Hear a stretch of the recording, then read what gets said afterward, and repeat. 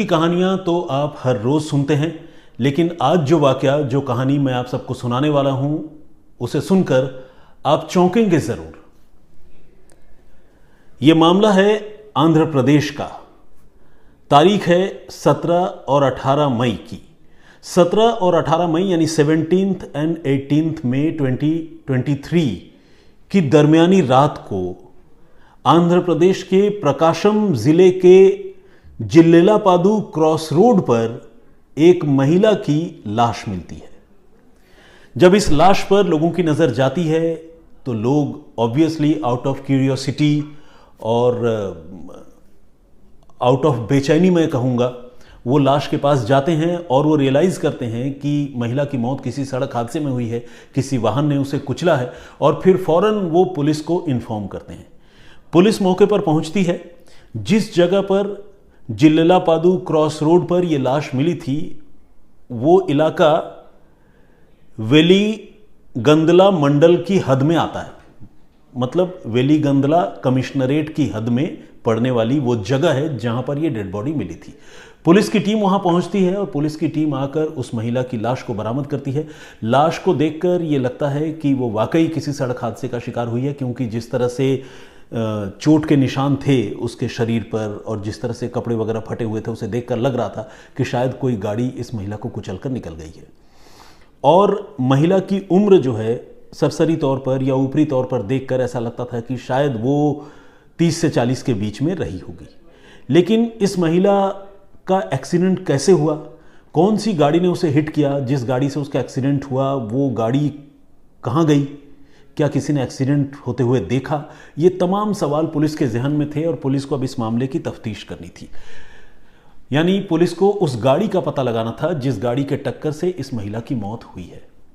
Police जो उसकी परिपाटी है, जो काम करने का तरीका है, उसके मुताबिक पुलिस ने उस लाश को बरामद किया। बरामद करने के बाद उसे फॉरेंसिक एग्जामिनेशन के लिए यानी पोस्टमार्टम के लिए भिजवा दिया और इस मामले में रिपोर्ट दर्ज कर वो कानूनी कार्रवाई में जुट गई और एक्सीडेंट के लिए जो गाड़ी कसूरवार है, जो जिम्मेदार है, उस गाड़ी की तलाश करने की कोशिश करने लगी। 17 और 18 मई की दरमियानी रात की यह घटना थी। जैसे ही आप समझिए कि 1-2 दिन गुजरे, इस मामले में पोस्टमार्टम रिपोर्ट पुलिस के पास आ गई और जैसे ही पुलिस को पोस्टमार्टम रिपोर्ट मिली, पुलिस का दिमाग घूम गया। दिमाग पुलिस का इसलिए घूम गया क्योंकि जो मामला अब तक रोड एक्सीडेंट का लग रहा था वो मामला रोड एक्सीडेंट का नहीं था, बल्कि इस महिला की किसी ने हत्या की थी और हत्या करके लाश को सड़क पर कुछ इस तरह से फेंक दिया था जिसे देखकर यह लगे कि महिला की मौत एक्सीडेंट में हुई है। यानी कातिल ने कत्ल करने के बाद मामले को भटकाने की पूरी कोशिश की थी और अपने आप को बचाने की पूरी कोशिश की थी, क्योंकि पोस्टमार्टम करने वाले डॉक्टर यह कंफर्म कर रहे थे कि महिला की मौत स्ट्रैंगुलेशन से यानी गला घोंटे जाने की वजह से हुई है।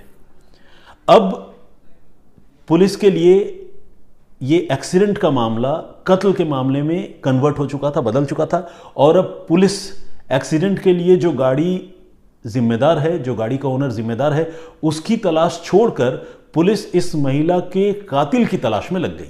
मतलब अब तक पुलिस एक गाड़ी को ढूंढ रही थी, लेकिन अब पुलिस गाड़ी नहीं बल्कि किलर को ढूंढ रही थी, कातिल को ढूंढ रही थी।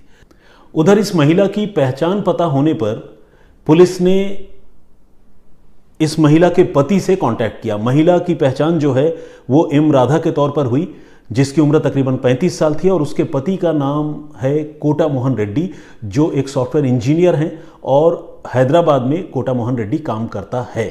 तो जब कोटा मोहन रेड्डी से पुलिस ने मुलाकात की, पुलिस ने ये बताया कि आपकी पत्नी की लाश हमें जिल्लेलापादू क्रॉस रोड पर मिली थी, जो एक रोड एक्सीडेंट का शिकार हुई थी, क्योंकि जब तक पुलिस ने राधा के पति कोटा मोहन रेड्डी को कांटेक्ट किया तब तक पोस्टमार्टम रिपोर्ट नहीं आई थी और मर्डर की बात भी सामने नहीं आई थी।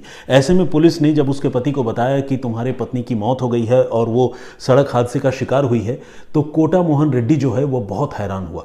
वो बिल्कुल सन्न रह गया ये सुनकर कि उसकी पत्नी अब इस दुनिया में नहीं है और उसने बताया कि उसकी बीवी अब से कुछ रोज़ पहले यानी 11 मई को अपने घर से अपने पैतृक गांव यानी विलेज के लिए, नेटिव प्लेस के लिए निकली थी, जहां चौदेश्वरी फेस्टिवल के नाम से एक धार्मिक कार्यक्रम होता है जिसमें वो अपने दोनों बच्चों के साथ शामिल होने के लिए गई थी। अब कोटा मोहन रेड्डी का ये कहना था कि उसकी बीवी वहां से शहर वापस कब आई और वापस भी आई तो जिल्ललापादू क्रॉस रोड पर वो कैसे पहुंची, वहां वो कैसे एक्सीडेंट का शिकार हुई, इन सारी चीज़ों के बारे में वो बिल्कुल अनजान था। और अपनी पत्नी की एक्सीडेंट में मौत के बारे में सुनकर वो बहुत दुखी हो चुका था और पुलिस के लिए भी उससे पूछताछ करना और ज़्यादा जानकारी उससे जुटाना मुश्किल हो रहा था। हालांकि पुलिस एक साथ कई तरफ से इस मामले की जांच करने में लगी हुई थी। सिर्फ पति से ही पूछताछ करके सच्चाई पता करना पुलिस के लिए ज़रूरी नहीं था, बल्कि पुलिस को सारे एंगल को एक्सप्लोर करना था, हर तरीके से ये पता करना था कि इस महिला की मौत कैसे हुई होगी। और जैसा कि मैंने आपको बताया, इसके बाद जब पोस्टमार्टम रिपोर्ट आई और उस पोस्टमार्टम रिपोर्ट से ये पता चल गया कि महिला की मौत जो है वो रोड एक्सीडेंट में नहीं बल्कि मर्डर की वजह से हुई है, तो पुलिस ने बड़ी खामोशी से अपने मामले की तफ्तीश जो है वो एक्सीडेंट से कत्ल की दिशा में मोड़ दी और पुलिस अब कत्ल के मामले की तफ्तीश कर रही थी। इसी सिलसिले में पुलिस ने राधा के घर वालों से बातचीत की, यानी राधा के मायके वालों से बातचीत की। और जब राधा के मायके वालों से बातचीत हुई तो एक नई कहानी निकलकर सामने आई। राधा के घर वालों ने बताया कि राधा का एक चाइल्डहुड फ्रेंड है, यानी बचपन का दोस्त, जिसका नाम है काशी रेड्डी। ये काशी रेड्डी जो है 16 और 17 तारीख को लगातार मैसेजेस करके राधा को मिलने के लिए वापस शहर में बुला रहा था। ये बात घर वालों ने बताई और साथ ही घर वाले अब ये भी आशंका जता रहे थे कि हो ना हो इस मौत के पीछे जो है काशी रेड्डी का ही हाथ हो सकता है। पुलिस को अब इस मामले की तफ्तीश में एक नया एंगल मिल चुका था, एक नए किरदार के बारे में जानकारी मिल गई, काशी रेड्डी के बारे में पता चल गया। और घर वाले इस मर्डर के पीछे जो वजह बता रहे थे, उसके पीछे वो बता रहे थे कि कोई पैसों का लेन देन या फाइनेंशियल डिस्प्यूट जो है राधा और काशी रेड्डी के बीच था। तो काशी रेड्डी जिस तरह से मैसेजेस कर करके बार बार राधा को बुला रहा था, उससे उनको लग रहा है कि इस मर्डर के पीछे काशी रेड्डी का हाथ है। तो अब जब तफ्तीश आगे बढ़ी तो पुलिस को यह भी पता चला कि काशी रेड्डी ने राधा को फ़ोन करके उसी वेलिगंदला मंडल के एक बस स्टॉप पर, जिसका नाम है पामुरू बस स्टॉप, उस पामुरू बस स्टॉप पर मिलने के लिए बुलाया था और ये कहा था कि वो रुपयों की एक किश्त, एक इंस्टॉलमेंट उसे देगा। बेसिकली काशी रेड्डी चूंकि बचपन का दोस्त था और बहुत ही अच्छा मित्र था, तो काशी रेड्डी जब मुसीबत में था उस समय राधा और उसके पति ने मिलकर, कोटा मोहन रेड्डी ने मिलकर काशी रेड्डी को अब से कुछ साल पहले 50 लाख रुपए उधार दिए थे। ह्यूज अमाउंट, बहुत बड़ी राशि। और काशी रेड्डी अब ये रुपए वापस नहीं लौटा रहा था।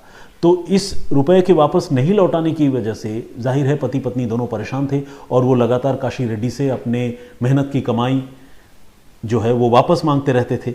और अब घर वालों ने ये बताया कि काशी रेड्डी ने उन पैसों की एक किश्त चुकाने के लिए, एक इंस्टॉलमेंट देने के लिए राधा को मैसेजेस किए थे और राधा को मिलने के लिए पामुरू बस स्टैंड पर बुलाया था। ये आखिरी बातचीत घर वालों की तरफ से पुलिस को पता चली और पुलिस अब काशी रेड्डी के बारे में जानकारी जुटाने की शुरुआत कर चुकी थी। पुलिस की छानबीन अभी चल ही रही थी और काशी रेड्डी पर घर वाले शक भी जता रहे थे, जैसा कि मैंने आपको बताया। और शक जताने पर पुलिस ने काशी रेड्डी को हिरासत में भी लिया और उससे पूछताछ करने का फैसला किया। लेकिन थोड़ी ही देर की पूछताछ के बाद पुलिस इस नतीजे पर पहुंच गई कि राधा रेड्डी की मौत से काशी रेड्डी का कोई लेना देना नहीं है। काशी रेड्डी से जो भी सवाल पुलिस ने पूछे उसने उन सवालों का सही सही जवाब दिया। कोई भी मैसेज करने की बात से उसने अनभिज्ञता जताई। उसने कहा कि उसकी कोई बातचीत नहीं हुई है राधा रेड्डी से। और उसने ये भी बताया कि जिस वक्त का लोकेशन पामुरू बस स्टैंड का राधा रेड्डी बता रही है या फिर सीन ऑफ क्राइम का जहां पर डेड बॉडी मिली थी, उस जगह पर वो गया ही नहीं है। तो पुलिस ने जब इन सारी चीज़ों को वेरीफाई किया तो पता चला कि वाकई काशी रेड्डी जो है वो सच बोल रहा है और राधा रेड्डी के कत्ल से काशी का कोई लेना देना नहीं है। तो इनिशियल इन्वेस्टिगेशन में पुलिस के लिए तकरीबन ये बात साफ हो गई। अब पुलिस को ये लगने लगा कि अगर काशी रेड्डी जिसके साथ मॉनिटरी डिस्प्यूट था, अगर उसने राधा की हत्या नहीं की है तो राधा की हत्या किसने की। अब ये मामला थोड़ा और कॉम्प्लिकेटेड हो चुका था और पुलिस ने राधा के मोबाइल फ़ोन की सीडीआर निकलवाई। और पुलिस ने जब राधा के मोबाइल फ़ोन की सीडीआर निकलवाई तो पुलिस ने ये नोटिस किया कि राधा को काशी रेड्डी के नाम से एक नहीं बल्कि कई मैसेजेस किए गए थे और ये सारे मैसेजेस अलग अलग मोबाइल नंबरों से किए गए थे, यानी सारे मैसेजेस जो है अलग अलग सिम कार्ड का इस्तेमाल करके किए गए थे। ये अपने आप में एक अजीब बात थी। काशी रेड्डी पुलिस की हिरासत में था, वो कत्ल की बात से इनकार कर रहा था। मैसेजेस काशी रेड्डी के नाम से भेजे जा रहे थे, लेकिन काशी रेड्डी अपने मोबाइल फ़ोन से या किसी एक मोबाइल फ़ोन से मैसेज नहीं भेज रहा था और न ही उसे फ़ोन कर रहा था, बल्कि मैसेज भेजने वाला अलग अलग मोबाइल नंबरों का इस्तेमाल कर काशी रेड्डी के नाम से राधा को बुला रहा था। ये सारी बातें बड़ी मिस्टीरियस पता चल रही थी और इसी सिलसिले में पुलिस जो है वो अब राधा रेड्डी के मोबाइल फ़ोन की सारी डिटेल निकालकर ये पता करने में जुट गई कि आखिर किन किन नंबरों से उसको मैसेजेस भेजा गया था। इसमें से कई नंबर पुलिस को स्विच्ड ऑफ मिले, लेकिन पुलिस को टेक्निकल इन्वेस्टिगेशन के दौरान एक और क्लू इस मामले में मिला और वो क्लू ये था कि राधा रेड्डी को जो पहला मैसेज काशी के नाम से भेजा गया था, काशी रेड्डी उसके दोस्त के नाम से भेजा गया था, वो भेजा गया था संगारेड्डी पाटनचेरू रोड से, यानी एक पर्टिकुलर लोकेशन से वो मैसेज जो कातिल था उसने राधा को भेजा था। ये बात जब साफ हो गई तो पुलिस ने ये तय किया कि वो संगारेड्डी पाटनचेरू रोड के उस पर्टिकुलर जगह पर जाकर ये पता करने की कोशिश करेगी कि क्या यहाँ से किसी आदमी ने राधा रेड्डी को मैसेज भेजा था या नहीं भेजा था। इसी एक्सरसाइज में पुलिस ने पिन पॉइंट लोकेशन निकाली और निकालने के बाद पुलिस ने एक फ्रूट जूस सेलर को आइडेंटिफाई किया। ये बेसिकली शुगर केन का जूस यानी गन्ने का जूस जो है वो सड़क के किनारे बेचा करता था और इस गन्ने के जूस के विक्रेता के मोबाइल फ़ोन का इस्तेमाल कर कातिल ने राधा रेड्डी को फ़ोन पर मैसेज भेजा था और मैसेज भेजकर उसे बुलाया था पामुरू बस स्टैंड में।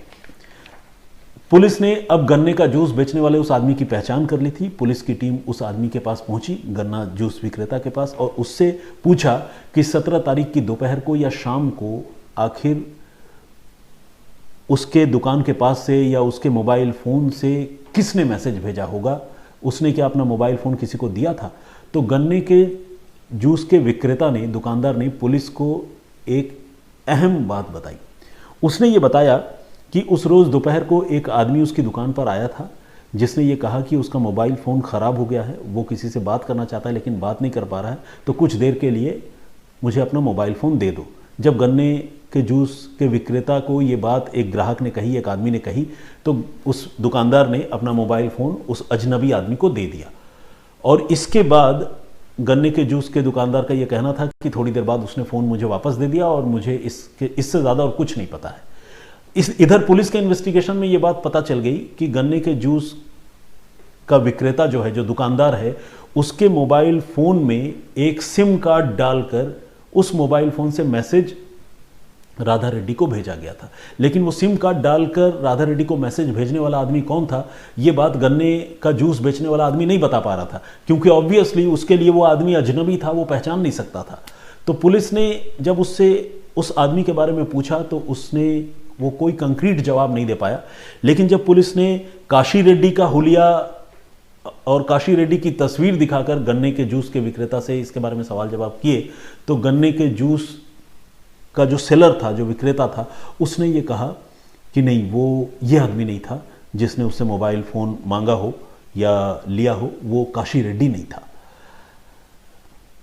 काशी रेड्डी का इस मर्डर में इन्वॉल्वमेंट नहीं है, ये बात तकरीबन शुरुआती तफ्तीश में ही पुलिस के लिए क्लियर हो चुकी थी, साफ हो चुकी थी। और जब गन्ना का जूस बेचने वाले आदमी ने भी काशी रेड्डी के उसके दुकान में आने और उसका मोबाइल फ़ोन मांगने की बात से इनकार कर दिया, यानी काशी रेड्डी को पहचानने से इनकार कर दिया, तो पुलिस इस बात को लेकर और कंफर्म हो गई कि मर्डर में काशी रेड्डी का इन्वॉल्वमेंट नहीं है। अब पुलिस के दिमाग में ये चल रहा था कि अगर ये काशी रेड्डी नहीं है तो कौन है। पुलिस ने अब राधा रेड्डी के तमाम नज़दीकी लोगों के बारे में जानकारियां जुटानी शुरू की और जिन जिन लोगों की तस्वीरें पुलिस को मिली, वो सारी तस्वीरें उसने गन्ना जूस बेचने वाले आदमी को दिखाई।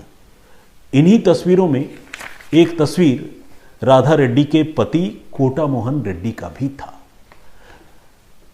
पुलिस ने जब कोटा मोहन रेड्डी की तस्वीर गन्ने का जूस बेचने वाला आदमी को दिखाई, तो वो जूस बेचने वाला आदमी देखते ही पहचान गया कि अरे ये यही आदमी था जिसने मुझसे मोबाइल फ़ोन लिया था और कहा था कि उसका मोबाइल फ़ोन ख़राब हो गया, वो कुछ देर के लिए मेरा मोबाइल फ़ोन यूज़ करना चाहता है। ये बात सुनते ही पुलिस के भी कान खड़े हो गए, क्योंकि अब तक तो कोटा मोहन रेड्डी अपनी बीवी की मौत पर बहुत दुख जता रहा था। मर्डर तो बहुत दूर की बात, वो कह रहा था कि मेरी बीवी का एक्सीडेंट कैसे हो गया मुझे नहीं पता, मेरी बीवी गाँव गई थी मेरे दोनों बच्चों को लेकर वहाँ एक फंक्शन अटेंड करने के लिए, और यहाँ पुलिस की तफ्तीश कुछ और कहानी बता रही थी। पुलिस की तफ्तीश बता रही थी कि काशी मोहन रेड्डी का इस मामले से कोई लेना देना नहीं है, बल्कि राधा जिसकी हत्या हुई है उसका पति कोटा मोहन रेड्डी ही इस मामले में शामिल है, क्योंकि गन्ने का जूस बेचने वाला आदमी आखिरी बार उसके मोबाइल फ़ोन का इस्तेमाल करने वाले आदमी के तौर पर कोटा मोहन रेड्डी की पहचान कर चुका था।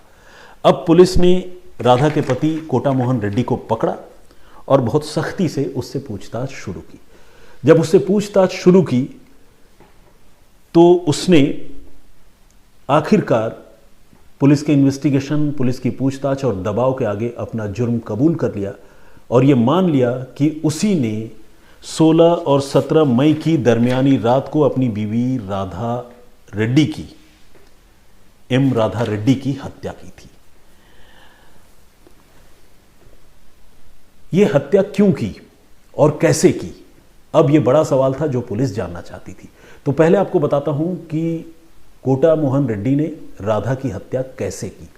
कोटा मोहन रेड्डी जो है वो अपनी पत्नी से जाहिर है चिढ़ा हुआ था, नाराज़ था, क्योंकि कोई अगर प्यार करता हो तो कत्ल तो करेगा नहीं। क्यों गुस्से में था वो वजह मैं आपको बाद में बताऊंगा, लेकिन पहले आप ये समझिए कि मर्डर उसने किया कैसे। मर्डर करने के लिए उसने ये तय किया कि वो काशी रेड्डी बनकर जो है अलग अलग नंबरों से अपनी बीवी को मैसेज करेगा और मैसेज करके किसी पर्टिकुलर लोकेशन पर बुलाएगा। पुलिस की तफ्तीश में भी ये बात तकरीबन साफ हो चुकी थी। वो अलग अलग सिम कार्ड लेकर अपनी बीवी को मैसेजेस कर रहा था और पहला मैसेज उसने उसी गन्ने के जूस के दुकानदार से मोबाइल फ़ोन मांगकर किया था और मोबाइल से मैसेज करके उसने अपनी बीवी को पामोरू बस स्टैंड पर बुलाया था और ये बताया था कि वो काशी रेड्डी है, वो कुछ पैसे देना चाहता है वापस, तो इसीलिए राधा उससे पैसे पिक करने के लिए चली आए। राधा चूंकि बहुत डेस्परेट थी अपने पैसों को लेकर, वो चाहती थी कि पैसे उसे मिले, तो जैसे ही काशी रेड्डी के नाम से मैसेज आया, राधा पामोरू बस स्टैंड पहुंच गई।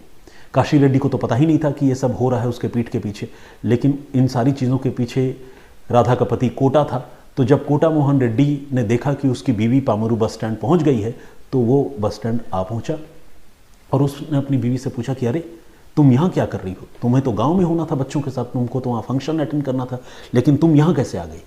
तो राधा ने कहा कि वो तो रुपए लेने की आई है, क्योंकि काशी रेड्डी जो है वो रुपए देने की बात कह रहा था और इस बस स्टॉप पर ही मिलने बुलाया था, इसलिए वो मिलने के लिए आई है और वो चाहती है कि रुपए ले, जो भी पैसा रिकवर कर सकती है करे।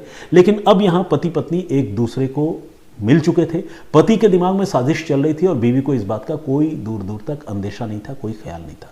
खैर जब पति पत्नी मिल गए तो पति ने यह कहा कि चलो काशी मोहन रेड्डी तो यहाँ मुझे भी नहीं दिख रहा, लेकिन आओ अब तुम्हें घर छोड़ते हैं। उसके बाद उसने राधा को अपनी गाड़ी में बिठा लिया, उसके पति कोटा मोहन रेड्डी ने, और बिठाने के बाद एक सुनसान रास्ते पर ले गया, जहां ले जाकर पहले से चूंकि इसके दिमाग में प्लानिंग थी, उसने अपनी बीवी का गला घोंटकर उसकी हत्या कर दी। हत्या कर देने के बाद उसने लाश को उसी जिल्ललापादू क्रॉस रोड के पास एक सुनसान सड़क पर फेंक दिया और लाश फेंकने के बाद अपनी गाड़ी से, अपनी कार से उसकी डेड बॉडी को कई बार कुचला। इसलिए कुचला ताकि देखने वालों को, पुलिस को ये लगे कि यह मामला रोड एक्सीडेंट का है।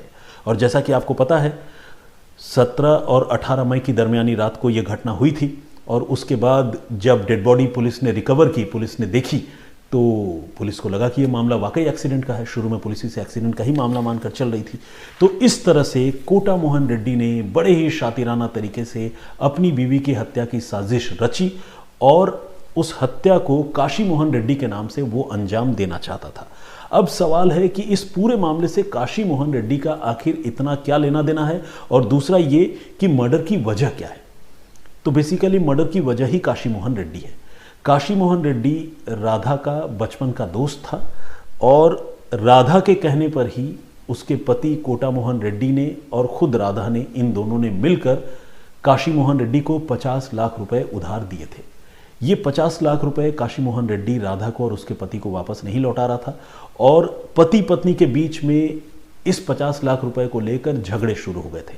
असल में कोटा मोहन रेड्डी लगातार अपनी बीवी राधा को एक्यूज़ किया करता था, उस पर इल्ज़ाम लगाया करता था कि उसी ने 50 लाख रुपए डुबा दिए। अगर उसने अपने नालायक दोस्त काशी मोहन रेड्डी को ये रुपए नहीं दिए होते तो आज उन्हें इन 50 लाख रुपयों के लिए इतना परेशान नहीं होना पड़ता। उनके मेहनत की गाढ़ी कमाई जो है उसके बचपन के दोस्त ने हड़प कर ली। अब जब रिश्ते खराब होते हैं तो बात का बतंगड़ बन जाता है, चीज़ें लगातार बिगड़ती जाती हैं। अब जो पति है कोटा मोहन रेड्डी, उसको ये लगने लगा था कि उसकी पत्नी शायद काशी मोहन रेड्डी के साथ इन्वॉल्व भी है, किसी रिलेशनशिप में है। और ये बात जो है कोटा मोहन रेड्डी को बहुत ज़्यादा इरिटेट करती थी। मतलब एक तो काशी मोहन रेड्डी 50 लाख रुपए हड़प चुका था, दूसरा कोटा मोहन रेड्डी को ये लगता था कि उसकी बीवी राधा जो है काशी मोहन रेड्डी के साथ किसी रिलेशनशिप में है।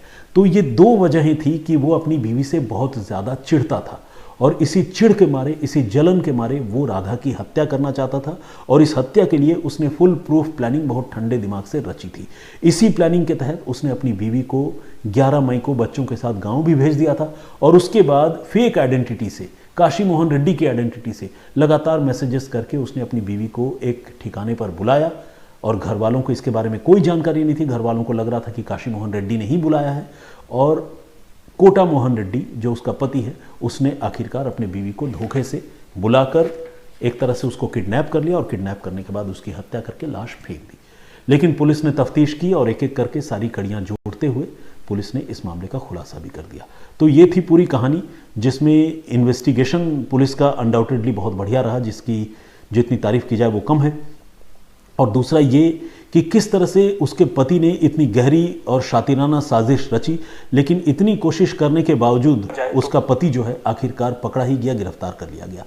तो ये पूरी कहानी थी। आई होप कि आप लोगों को इस कहानी ने चौंकाया ज़रूर होगा, जैसा कि मैंने कहानी की शुरुआत में ही आप सबसे ये बात कही थी। एक बात और, चूंकि ये कहानी बहुत कॉम्प्लिकेटेड थी मेरे हिसाब से, किरदार तो 3 ही थे, लेकिन जितने कॉम्प्लिकेटेड तरीके से इस पूरी साजिश को, इस पूरी कॉन्स्पिरेसी को उसने रचा था वो बड़ी उलझाने वाली थी। तो मुझे नहीं पता कि मैं ठीक से कन्वे कर पाया हूँ या नहीं। अगर ये स्टोरी प्रॉपरली आप लोगों को समझ में आई हो, मतलब मेरे बोलने में अगर कोई कमी नहीं रही हो, तो फिर थैंक यू वेरी मच। आप लोग कमेंट कीजिए और अगर कहीं पर आप लोगों को कोई मिसिंग लिंक्स जैसी बात लगी तो प्लीज़ उसके बारे में भी लिखकर मुझे ज़रूर बताइए।